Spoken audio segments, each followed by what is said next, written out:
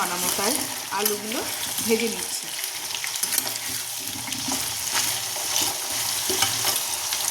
আমার ভাজা হয়ে গেছে, এবার আলুগুলো আমি তুলে নেব।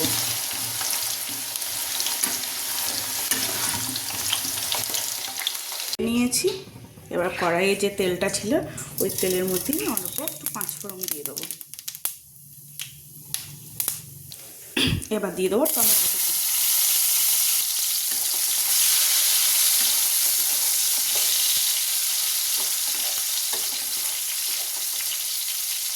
এখানে আছে আদা বাটা। আদা বাটার মধ্যে আমি একটু জিরে গুঁড়ো, ধনে গুঁড়ো আর লঙ্কা গুঁড়ো দিয়ে দিচ্ছি। এটা আবার এতে মানে এই মশলাতে এই টমেটো ভাজাটা আমি দিয়ে দেবো।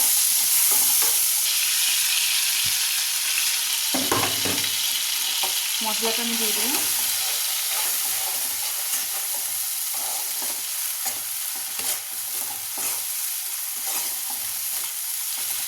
আলুর দমটা হবে নিরামিষে। আজ আমার শাশুড়ি মায়ের একাদশী, তাই শাশুড়ি মা খাবে না, তাই নিরামিষে আলুর দম আর রাত্রিতে পরোটা হবে। তো মশলাটা আমার অনেকটাই ভাজা হয়ে গেছে, এবার একটু সামান্য আমি জল দেবো।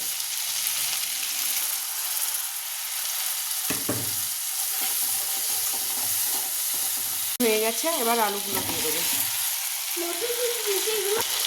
আলুগুলো দিয়ে দিলাম, এবার ভালো করে কষিয়ে নেব।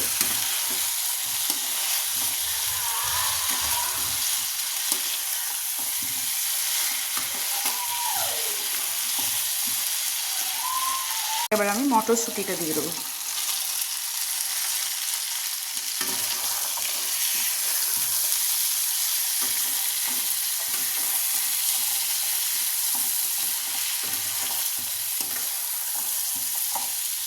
কিছুক্ষণের জন্য আমি এটা ঢেকে দেবো। গ্যাসের ইয়েটা কমিয়ে দেবো। দেখি, এবার আমি জল দিয়ে দেবো।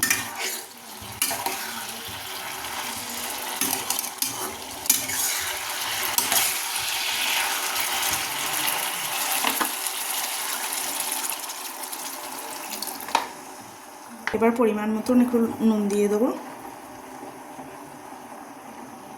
আমি আবারও ঢেকে দেবো, আবারও 10 মিনিট পর দেখবো। পোস্ত আর এমনি বাদাম বেটে রেখেছিলাম, ওটা দিয়ে দেবো।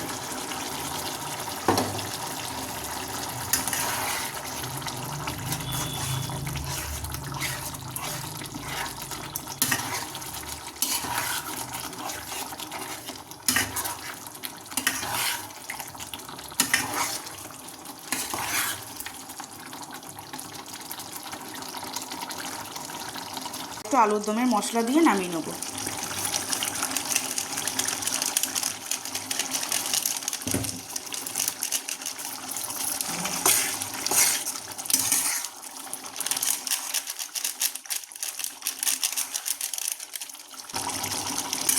আলুর দম রেডি।